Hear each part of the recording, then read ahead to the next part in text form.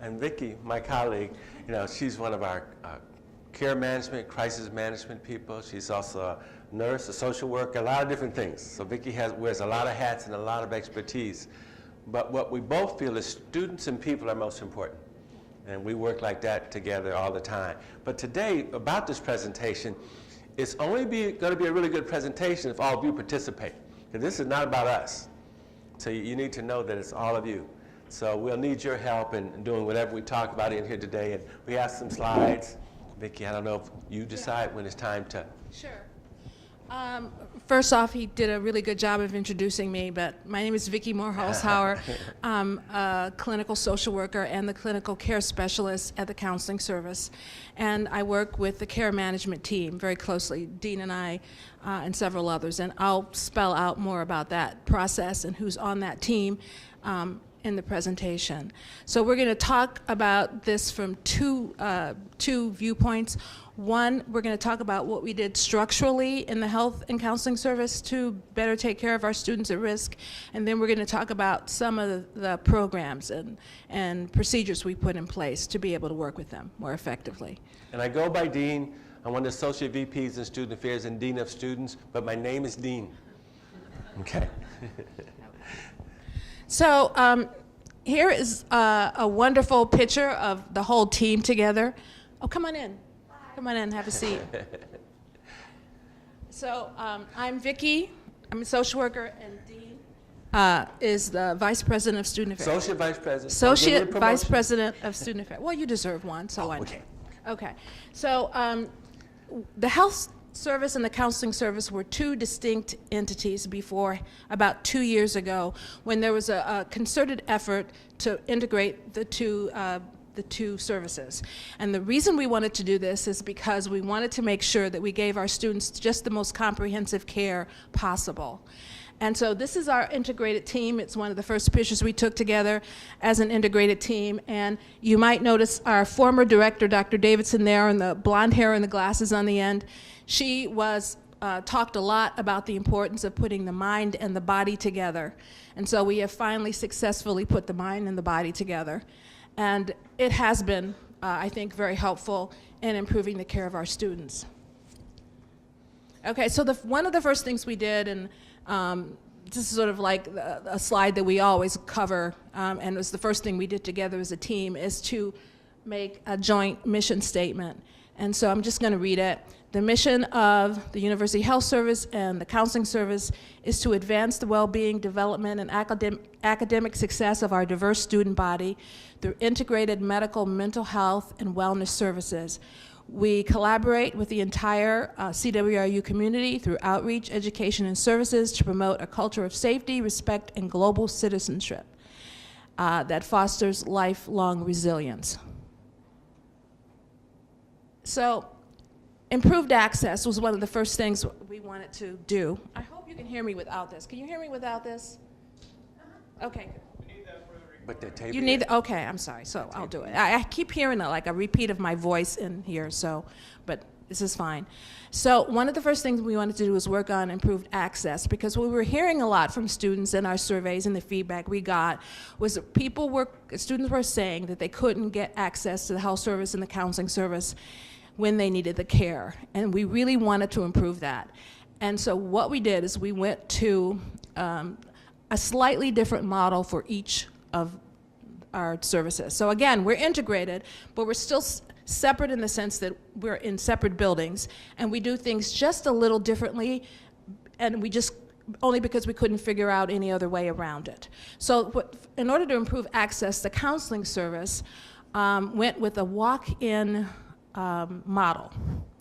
So right now, a student can simply, anytime we're open, walk in to the counseling service for care and see a counselor same day. Meet same day, face-to-face with a counselor. So there's any time from 8:30 in the morning until really 4:45 in the afternoon. We close at 5 o'clock. So we actually advertise that they could walk in until 4:30, but we will see them up until the door closes at 5. If you walk them over to us, and we will let you in. All right. So it's very simple to be seen. You just need to walk in.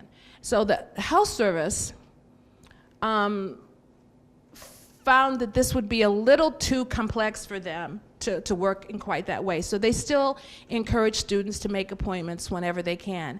And they have the ability to make online appointments at the health service, which we don't have at the counseling service, because we don't want someone who's suicidal to make an appointment for the next day.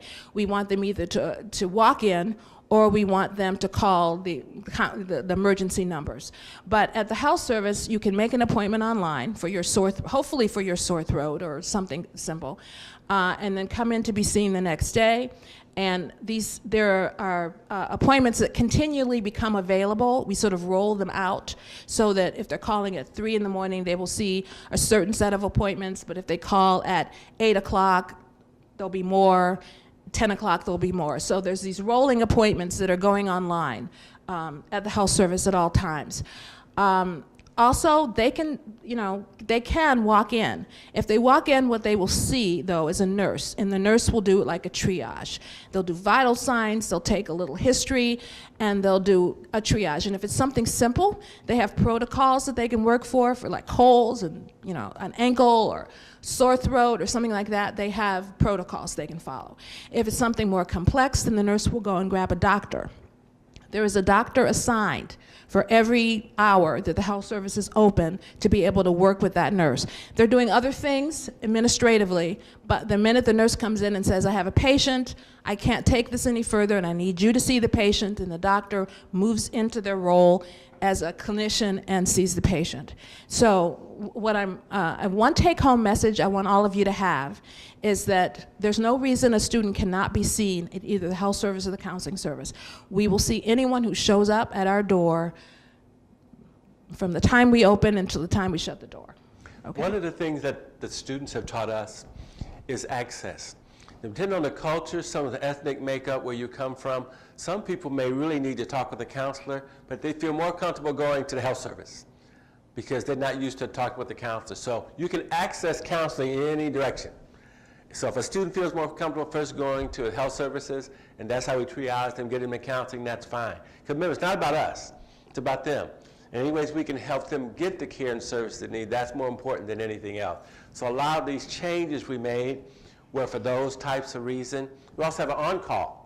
Okay, so students can call at any time during the night, and they will talk to a therapist, and we will triage them however we need to. If they need to go to the hospital, the emergency room, if they need to come see us the next day, they think that's something that can happen. So it's 24 hours. So I don't want you to think it's just those limited hours that we're talking about. And we want all of you to know that, because a lot of times students will say, I can only go at this time, or last night I didn't know what to do. And we're going to give you information of how those numbers, how to access that while you're here too. Yes? We take a staff member too. Staff member? Staff, somebody working here walks in, just says, I'm hurt. Yes, no. No, we will see staff members. We provide the occupational or the health service. We refer to it as the two sides of the same house, right? So there's like a duplex, I guess. So we have the health side of the house, and then we have the counseling side of the house. So the health side of the house does occupational health. But basically they work with employees who have been injured on the job. So, if something happens acutely at work and they injured themselves, they fall, even if they fall on the way to to their lab, walking from the garage to their lab, we will see them and triage them and send them on. Actually, we will probably triage, the health service will really triage anyone who walks through the door, even if they are an employee. But it's going to be a visit with a nurse, some nurse advice, a Band-Aid, and directions to either urgent care or the emergency room. And if someone did have a mental health challenge or crisis of that nature, if you were to call University Counseling, they would get you to where you need to go. So I don't want you to think if that was the first number you remembered or the people remembered, please don't hesitate to call. They will get you to where you need to go, even if they couldn't treat you themselves. So I don't want you to think that you couldn't call them like, wow, no. If you need to call and you're not sure who to call them, and they will help get you to wherever you need to go. Absolutely. Okay. So again, talking about the integration process, one of the things that we found out is that it greatly improved in-house communication. Both because informally providers felt more comfortable talking to each other and instant messaging each other. Before, it was like a sense that, oh, we don't want to bother them, and we know they're busy, we don't want to bother them. And they would only sort of make those connections if they were concerned about a mutual student that they were both working with. Now, they will call and consult at any time for any reason. And there's a lot of we have joint team meetings, which is the formal process that we have is once a month we have a formal a joint team meeting. We also have, which is not actually on this slide, we also have the clinical integrated leadership team, which meets weekly to discuss students of concern. And we also have a joint clinical case conference monthly. And also, it improved external communications. We put together, well, actually, these entities were already in existence. We just kind of changed the name and changed a little bit about how they function. So there's the undergraduate students of concern, and we're now calling them the collaborative care meetings, right? Mm-hmm. Dean, right. Is that the? Right, because we have, what we've learned, you need to pull all the parties who are involved with students, say the academic component, because usually a student has a health problem, be it physical or emotional, it affects them academically, okay? And maybe someone who has a disability, okay? So we try to pull in all the people necessary to make the best decision to help a student get the best support and services. So what we learned by having these collaborative care meetings with the people who are most important to that, everybody gets the same information at the same time, but also gets to share something that you may not have, which would be important for everyone. So if we need to work on someone's classes, we need to work on another situation. We have students in dual programs to make sure both sides of the coin know what's going on, and sometimes that wasn't happening. So we've done this for years, but what we learned, it's so helpful connecting the dots in this manner. And the undergraduate meeting happens weekly on Monday morning, around lunchtime actually. And the graduate and professional students of concern typically happens every other Thursday. Yeah? Are faculty pulled into the collaborative care meetings? Usually the deans are, but if we had a faculty situation that we needed to bring a faculty member, we would do that. Okay. So, and oftentimes faculty provide information before them. We try to do as much proactive. Because what we've learned, the whole point is we don't want something to get to a crisis. So the more we can learn proactively, the care meetings, we have our care meeting, so we can set up a plan so it doesn't have to move to the next level. And what we learned, the sooner we get the information, the more we do that and ask people to share, we often can stop things from getting to the most serious situations. And that's our ultimate goal more than anything else. Because something would get past this and get really serious. We also have something, if there's a threat, like for an individual student or to the community, we have something called a TABIT, TABIT meetings, Threat Intervention, Behavior Intervention teams, and that's just to support students and the university, but the goal is keeping things from ever having to get that far. Okay, so a little bit about the crisis or the care management process. And we use both terms, crisis and management and care management, because sometimes we are working with a student through a crisis, and sometimes we're just trying to make sure that they follow up on their appointments and they have the connections to the providers that they need. And if we really want to distinguish the two a little bit more, care would be somebody who's compliant and doing everything they need to do. Crisis may something be immediately happen. Someone had to go to the hospital for attempting or wanting to hurt themselves, or a car accident. It could be something very immediate that just happens, so if they need to get some type of particular services or needs. So I don't want you to think it's just one side of the coin, it's the total person. And so what we like to think is that crisis management, care management provides us a safety net that allows us to, check on the student's safety, their social and academic process. And we work with the student on a monthly basis or more frequently if necessary. So if they're on care management, one of our care managers will be meeting with them every 4 to 6 weeks to make sure that they're compliant with their medication, that they're going to counseling, that they're going to psychiatry, that the academics are going well, that their situation with their parents is working out, that they're getting along with their roommates, all of these things. We check all of these areas to make sure that they're doing okay, because these are often students who are struggling, and we want to make sure that we give them all the support that we can. Okay, so the care management team. So it consists of a representative from the Dean of Students office, and the 3 people currently working in that role is Dean Patterson, who is here with us today, Shirley Mosley, and Kim Scott. And then a care manager from the health service or counseling services, so that's Jesse Lombardi. There's me, and there's Gunny Corcoran, who is an RN who works with a lot of the students who have medical concerns. And we also try to have, as the question before, an academic dean or representative from the student's school or program. So that means, in this case, it would be someone from the medical school. I work very close with all the society deans. They're kind of all my buddies, and I work with them for years, so I feel like they're family. Just another part of the house, another part of my family. All right, so let's talk about where the rubber meets the road, the distressed student. I was a little bit late getting here today because we had 3 hospitalizations last night. Someone got hit by a car, someone overdosed on pills, and someone threatened to jump off the bridge with the Delbert Bridge. And so part of what my morning consisted of is playing phone tag with EPAT, which is the Emergency Psychiatric Assessment Team at University Hospital, to see what the disposition was on each one of these students. So what we would like is to just make you aware of what a student who's in trouble looks like. Okay, so signs might include the following: excessive absences, academic performance that's below par, self-isolation, poor hygiene, being unable to control emotions or behavior, interpersonal dependency, engaging in high-risk behavior, over-exercising, and just showing evidence of emotional distress.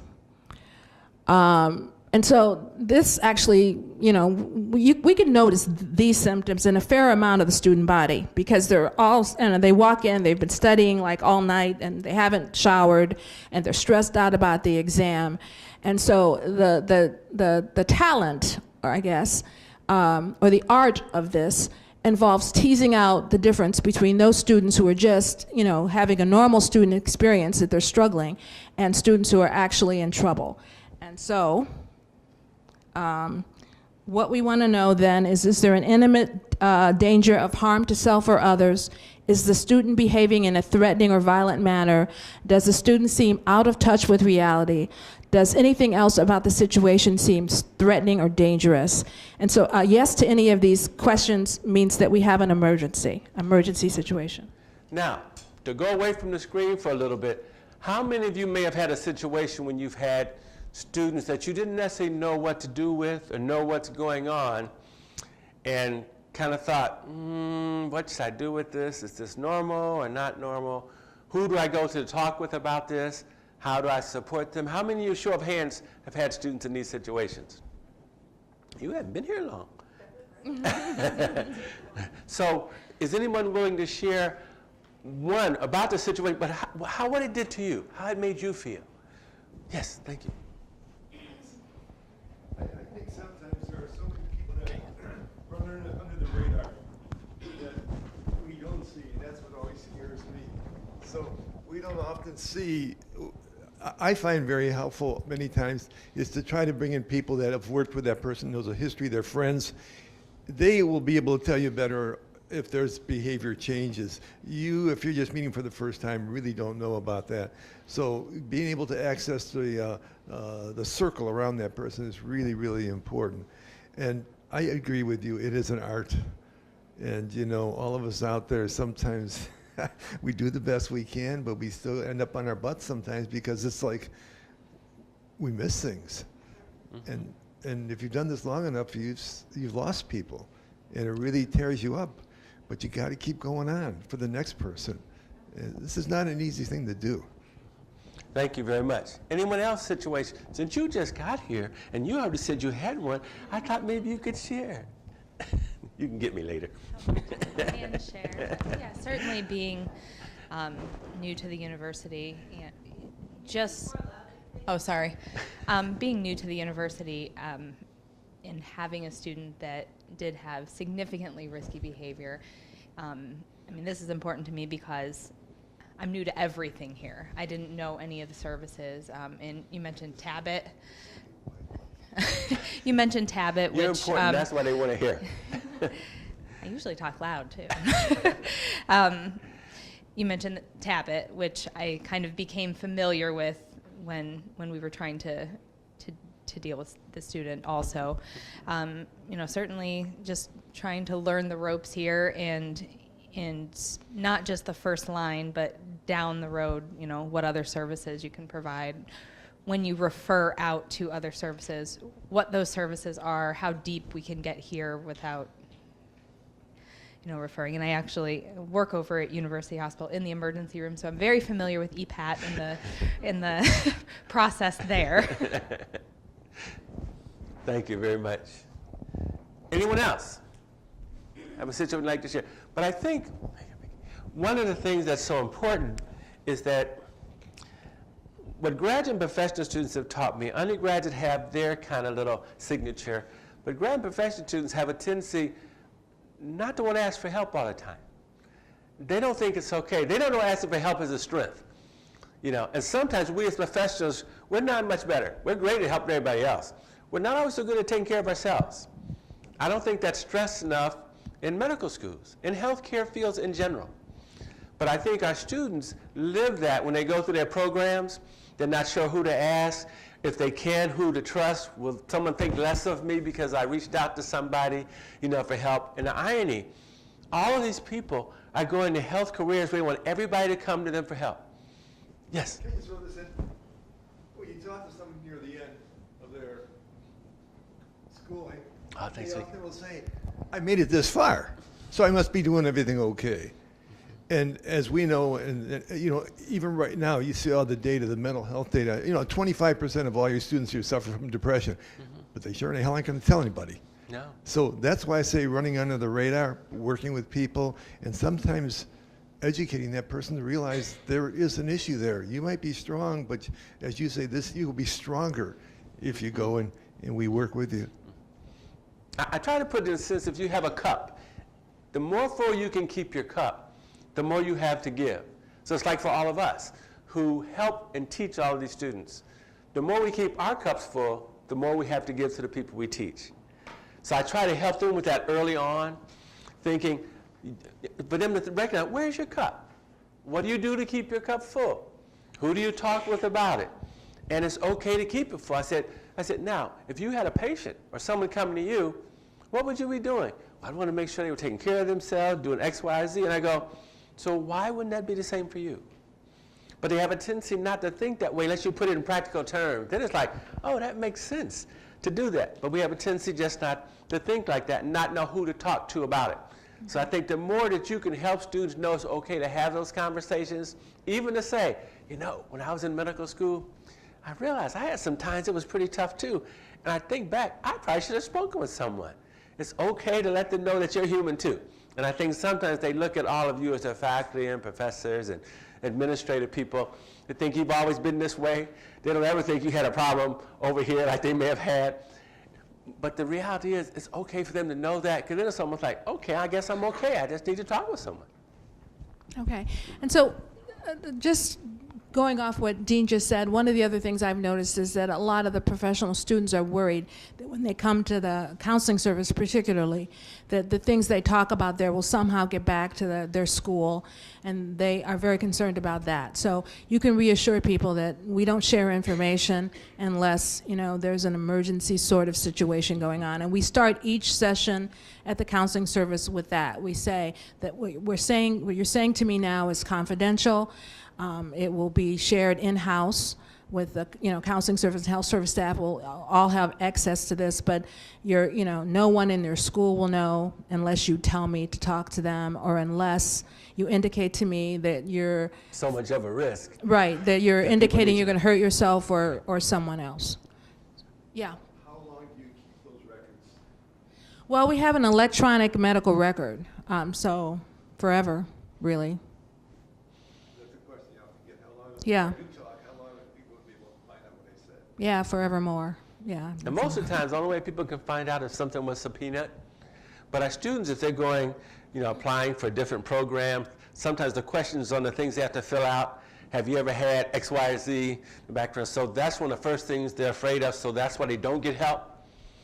At the same time, it's kind of like, but for me, it's always, when you need help and you get help, it shows even better what you didn't recognize, and now look what you're doing. That's not how those students are taught to think. It's not like, this will haunt me forever and I shouldn't let anybody know. So it's trying to change that piece. And I'm not sure society helps a lot with it. So I have to count on all of you in this room to be able to think a little bit differently and help lots of people learn to think differently, because we're not there yet. Yeah. And it's really concerning for the law students who are afraid that they're going to have to report, that, they have to report it. So they're real big concern with them. But we don't release any records without their consent unless, again, it's a situation where they're at risk. So. Okay, so just want to talk a little bit about what happens when you do have one of those emergencies, how you can get the students to us. So if in the situation that we just talked about before, whether the student is, out of touch with reality and they're hallucinating or they're saying they're going to kill themselves, they need to go to the emergency room, If you're uncomfortable making that call because you feel like it's a borderline issue, maybe they need to go, maybe they don't, you're welcome to call us at the 216-368-5872 number, and all you have to do is ask to talk with the walk-in counselor on call. So the walk-in counselor, we have a counselor available between 8:30 and noon. We have 2 people available for every hour. Starting at noon, we have 3 people available for every hour. And so someone should be available to take your call. So you call over there, explain the situation to the walk-in counselor, and that person will tell you whether they think it's smarter to bring them to the health service, to the counseling service, or to the emergency room. And of course, if you have someone with a medical problem too, you could also call over. The health service doesn't have the same sort of thing available, but the nurse who is doing the triage that day will take the phone call, and if she can't answer the question, she'll bounce it up to the doctor who will answer the call. So you're not on your own. You have access to us, always. So in any event, a lot of people walk students over to us, and that's fine unless you're really worried about suicide, or, in which case I would say call security, because students can run away from you. And we've had that happen. People have tried to walk the student over to counseling service, and the student has changed their mind and just bolted. So then, we know what to do in that situation. We call security, and the security tracks them down. And they're really good at finding people. I don't know what the magic is. Oh, I know, because I asked them. Yeah, it has a lot to do with their ID cards and where they're used and those types of pieces, so we can track people that way, and that's how I ask them to do it, all the time. But the other piece, try not to put someone in your car. Even if you want to put somebody in your car and take them somewhere, you're really putting yourself possibly at risk, and them, and maybe others as well too if you're driving. We always want to help so much, so we don't think of it that way, but it's okay to call for help. Then the boundary component. Some of you are faculty and teaching in a particular way, might be an advisee. So you want to keep a particular role with a student, so don't think you can't ask other people for help. It goes back from that situation as well too. Because I had a situation with a student, and the person who normally would be helping everybody else, that happened to be their advisee. So I had to say, no, I got to keep you clean. I know you do this for everybody else, but because your situation, I'll keep you clean so that later when the student comes back to school, you can still maintain that continuity of what you had, and we'll get somebody else to play the other role. So I think of all of you that way, all the time, because I want you to keep those really supportive roles in certain ways if you really need to. Okay, so someone mentioned earlier about referral coordination, when we refer people out, when we keep them in-house, who we refer to. So I want to talk a little bit about that. We have a counseling service, a short-term model, which means basically students can come for 12 sessions per calendar year. We instituted this because what we realized is that there were students who were coming weekly, you know, all through their undergraduate years, into their graduate years, seeing the same counselor, and they were getting Cadillac services. But while that was happening, there were other students who were having some sort of situational emergency, and they could not get an appointment because all the appointments were taking up with the students who were getting really great care. But, you know, there were just so many of those working with counselors that people weren't able to get in. So that's one of the ways we address the access issue is we said 12 sessions. Now, a counselor has the ability to sort of appeal that. There's an appeal process. So if I'm working with someone and I really think that I need more than 12 sessions, I sit down with our associate director, Dr. Jenna McCarthy, and the director of the counseling service, Dr.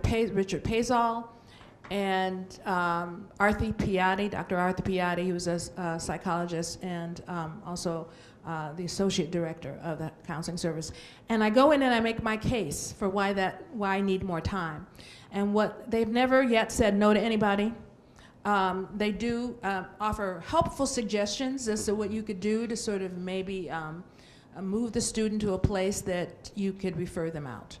But yes, and one of the things that we've learned that's been really helpful for us to get to know the providers in the community. It's, you know, even when I worked at Rainbow Healthcare, if we were sending someone else out to provide in the community, and I didn't know them, I would say that to a family. I say, you know, this is someone who's been highly recommended, but I don't know them. I said, so would you do me a favor? When you go and meet with them, could you let me know how you feel they are, how things went? I said, then you can help me help others. And they would think, oh, what a good way to do it. So I've learned, so we've tried to learn the people in the community, so that way when we do send people out, we have a good feeling about who we're sending someone to, we have a good relationship, you know, with them, and that's been very important. And we'll ask students, how's it going with the provider that you have? Because it's really about fit. Yes? You know, we talk about the community. It seems to me often that the parents of these students are enabling, and they're part of the issue. How do you address that at all? Well, I probably talk to more parents than most people, okay? Because right now, even for grad and professional students, you might not think that I talk to parents, but I do, okay? They have a tendency, and it's, the students that come to all of our schools have been the best wherever they've come from. Most of them, even if they needed help, never asked for it, and they think, I've done so great, why would I need it now? So the parents are in the same boat. You know, well, this is my child, they've done this and they've done that, and I said, but they're having trouble now. That doesn't make them exempt. I've had parents say, well, tell them just to focus on their academics and leave all that emotional stuff to the side. And I go, I can't cut your son or daughter or student in half. Body and mind, they go together, not separate. It's like if someone goes to health services because they've been hit by a car. Emotionally, they may end up going to counseling. So the pieces are all interconnected, and I try to get more people to think that, to look at people holistically rather than separate sides. So I do that with parents. And I said, just what I said to you, I said, I can't cut your child in half. And they started laughing on the phone. I go, I know, but things have changed. Things in life change, things happen. I said, is it more important that they do this, or we get what's best for them? And they go, oh, what's best for them? I just didn't think it was going to be this. And you just have to talk with them. But then you'll get students who don't want you to talk with their parents. I mean, that's because they're grown, they're adults. But in cases with people at risk or something that's very serious, we call the parents. Because, and particularly, students will put their parents down or their spouse down as the emergency contact, and then they go, don't call them. don't call them. I go, well, wait a minute. You put on here, that's who you want us to call. Well, don't call them this time. That's only for other things. You know, so we get all kind of crazy situations with students. You talk them through it, try to, help with that. But then I'll get parents who want to call and talk to us, and we can't really share much. And I'll call in the student and say, hey, mom and dad called me, but I really can't tell them much unless you say it's okay. So it sounds like, are you guys having a problem communicating? So I work, and I'll sit them at my desk, say, here, use my phone, call them. Undergrads, grad, and professional students. They will say, my parents said this. They'll come up the receiver. What should I say? It doesn't matter the age. It doesn't matter anything else. It sounds funny. It's the truth. And I go, well, don't lie to them, but don't scare the heck out of them either. I said, tell them the truth in a way that they can understand it and know that you're trying to help yourself. Oh, okay. So it's people. And it's just trying to get them to learn different types of skills and how to talk with each other in sometimes the most difficult situations. And I always refer them back to them, their profession. You're going to get a client like this.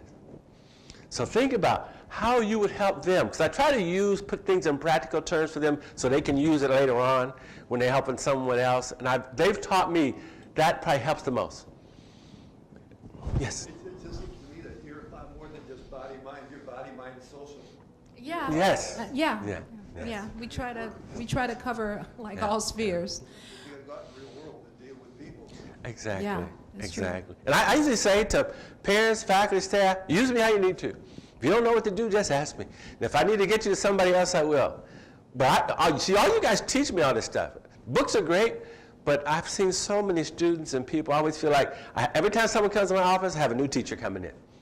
I look at it from that perspective. I say, what are they going to teach me today to use to help somebody else?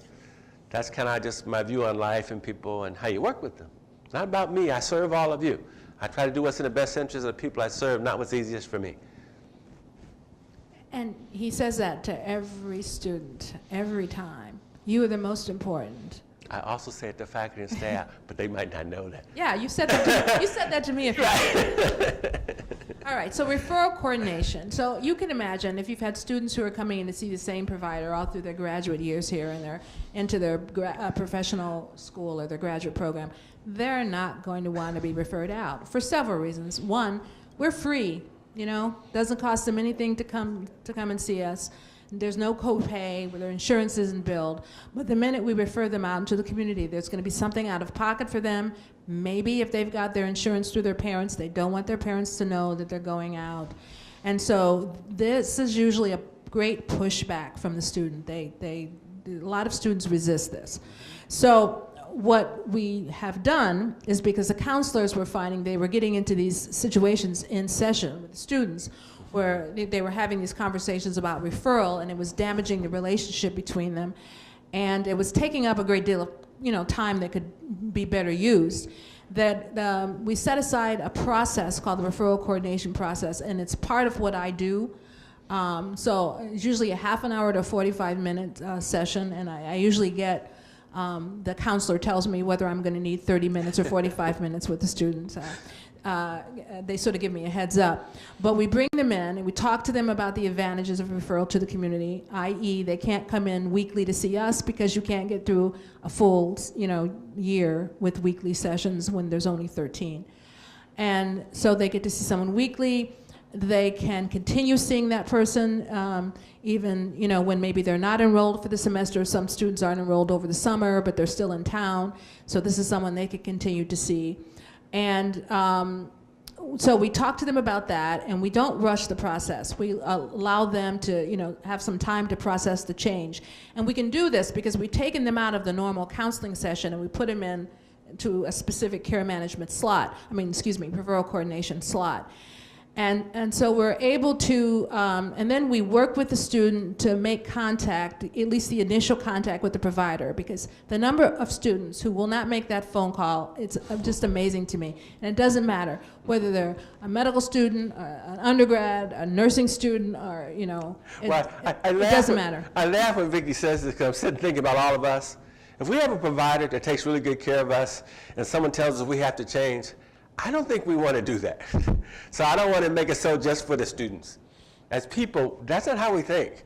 Why do I have to lead this person who's been helping me so much? And I'm not going to say things all over again and tell them the story and I'll be behind. And so they struggle with that, but I don't want to take us away from that. We would be oftentimes very similar when it comes. Yes, Sana? So as the student is building a relationship with this new person, do you allow sort of overlapping sessions so they can continue to see the person at counseling services as they're transitioning to this other relationship? Yes, we call it. Care? Yes, we call that bridge care. Okay. And we do. And we let them continue to see the counselor until we're sure that they like the new one. But the counselor takes on a different role then, because we don't want them someone to have two therapists. That's not very helpful. So the counselor then becomes the person that's sort of checking in with the student. But I'm also still meeting with them as referral coordination, because if they don't like the provider, we search together for someone else. We try to find someone that's covered by their insurance, Right. and we Thank you. take Thank you. into account the fact that some students, even though they're supposed to have insurance, don't, and so some students don't have insurance, and so they end up often at the free clinic, Okay. AKA Circle Health, which is no longer free. It hasn't been free in a while, actually, but it will work with the student and do a sliding scale, and often will accept, a very small amount per session. Yeah. Do students who are prescribed medications like psych meds through the counseling services, are those meds free or do they have to pay for it? And what happens when they transition to another provider? None of the medications are free. They get a prescription from the doctor and they take it to a pharmacy.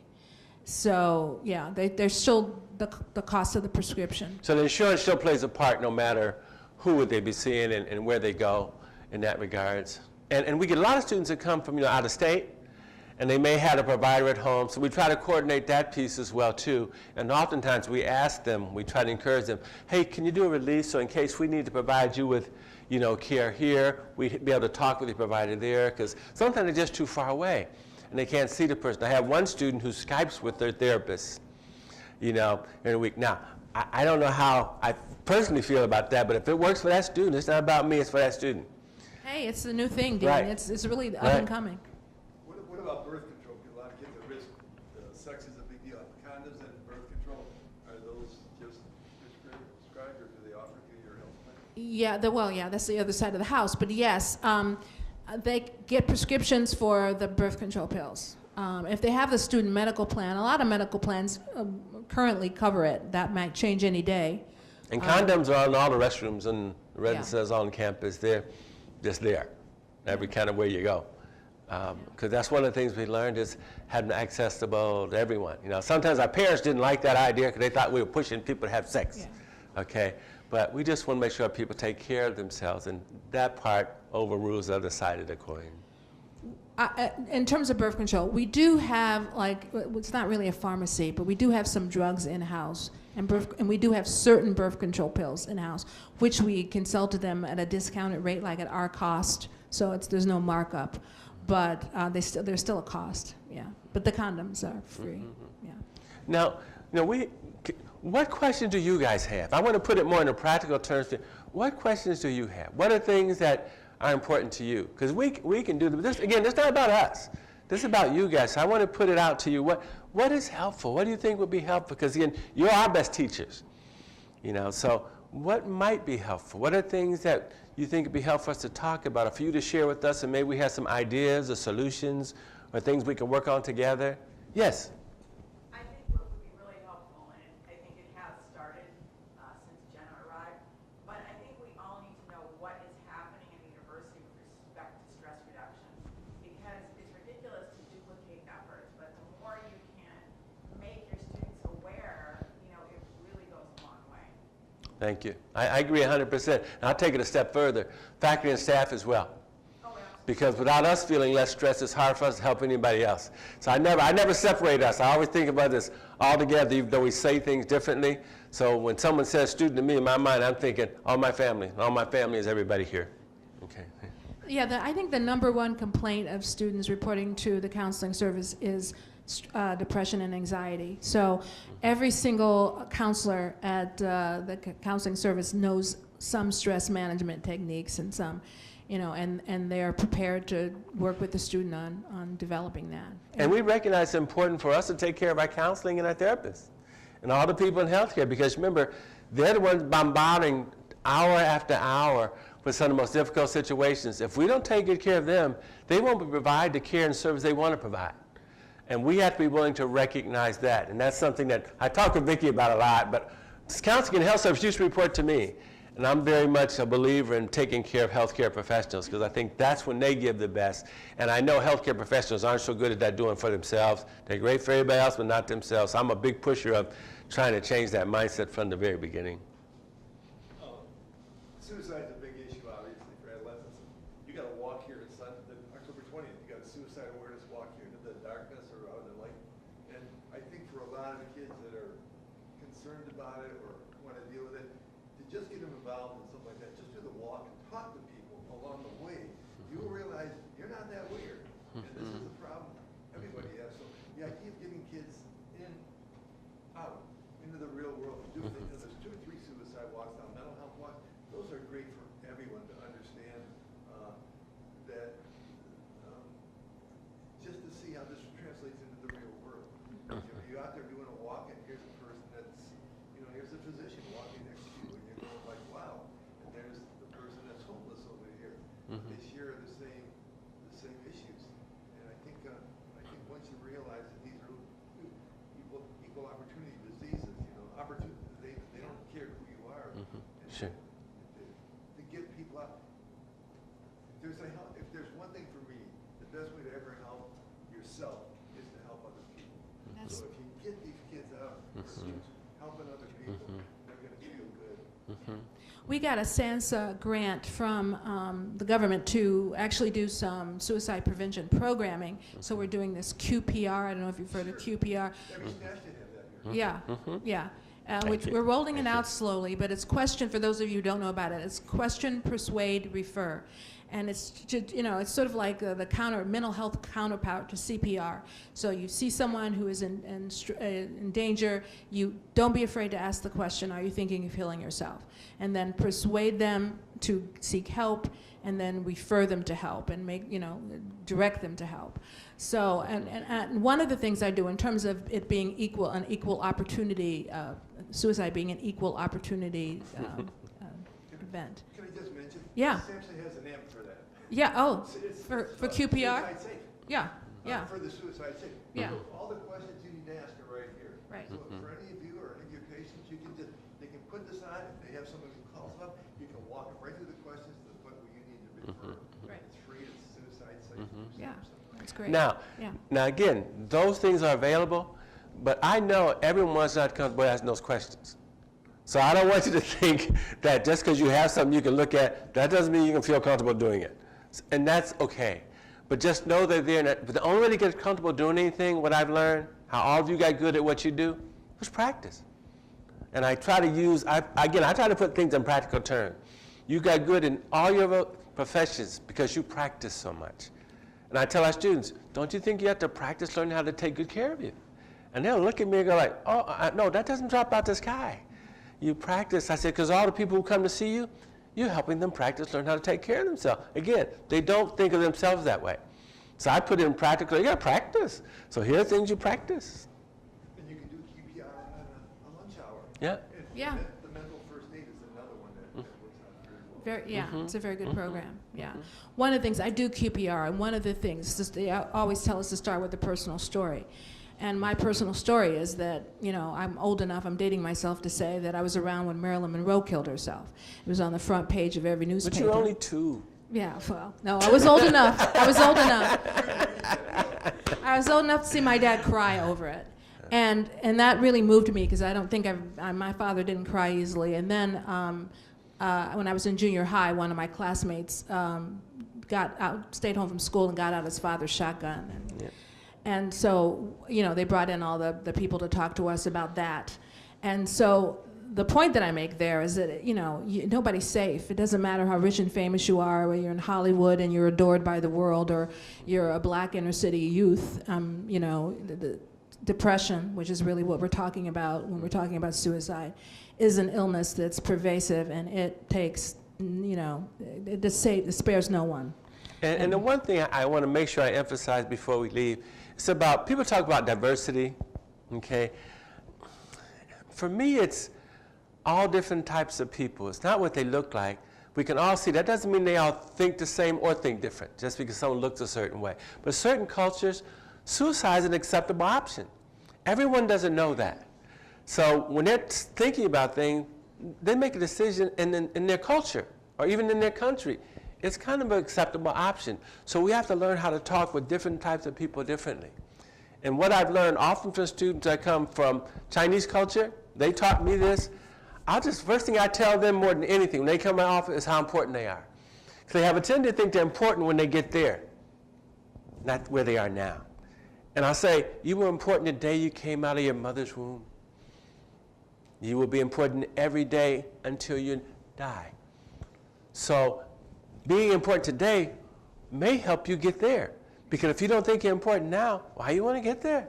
Right. So I try to put in a practical sense for and then someone will look at me and say things like, no one ever told me I was important. Right.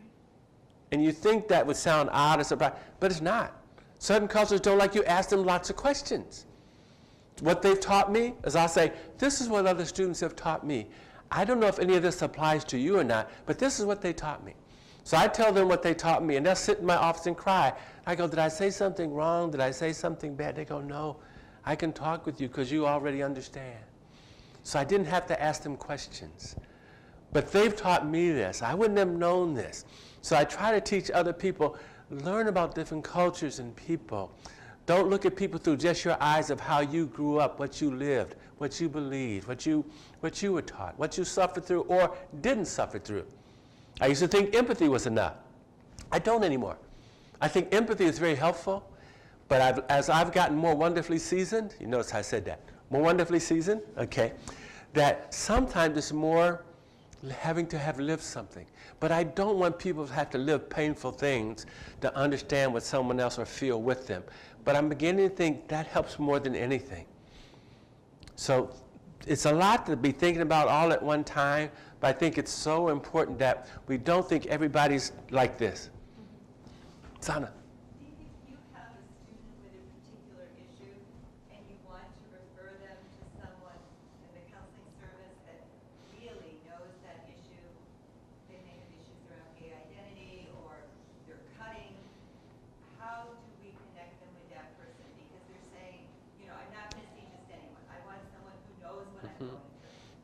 Well, I have an advantage because I know all the counselors anyway, but I've learned a new technique because what happens, if I suggest them see someone in particular, because of their schedule and how many people they may have, they may not get them. And then I don't want them not to go to counseling. So what is easier for me is I'll call counseling. I say, hey, I got a student and they're really concerned about this. I know this particular staff member, this is one of their strengths, but I don't know what their schedule might be like. Is it a way, for us to see if we can get this person there? Because I don't want them not to come. So I've learned to use things a little differently. So if a faculty member knows that a student, I could call and say, this is the issue. Is there a way that they can get in to see someone? I think that would be one, but also to see if the student can come make the appointment and call. I try to get the students. Yeah, I know. I know. And sometimes I probably walk more students to counseling than most people because it's about persuasion. They've taught me. Counselors used to always think that I mandated people to come. One student in my millions of years here. But I've been very persuasive because I tell them how important they are and I tell them how good our counseling and health service is. And you deserve to get the best. How can you not? And they'll look at me and I say, come on, I go with you. And I walk them there. But then my expectations, they're going to get what I told them.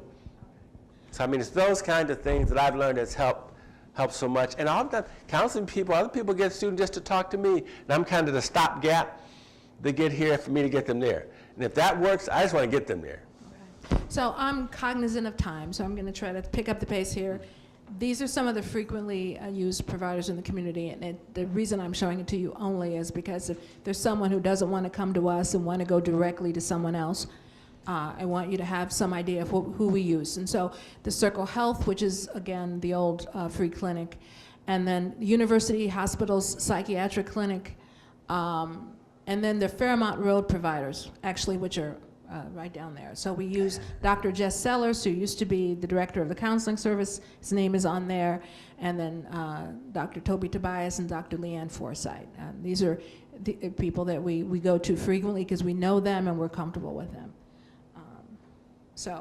Suicide prevention resources. I have a handout here that I'm going to give you that has that on there. We give handouts like this to almost every student who walks into the health service or the counseling service, whether or not we think they might be suicidal. It's just we want them to have them on hand. Because even if they have a friend or someone they're worried about, we want them to think, it might not be you, but you might know someone close to you, and you may help somebody else, just knowing this little bit of information. Right, so we have some of those up here. The other little handout we have is just a little bit of a blurb about the health service and the counseling service. And phone numbers and best numbers to access. And Vicki has some cards up here, and I'm going to leave some.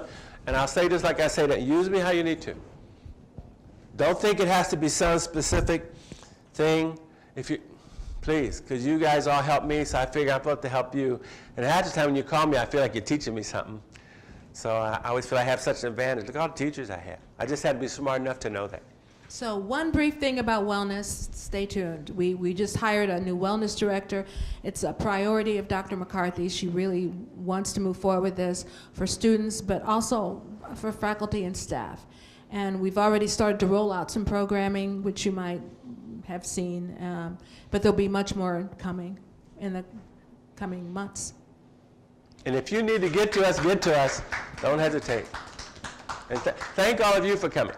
Thank you for coming.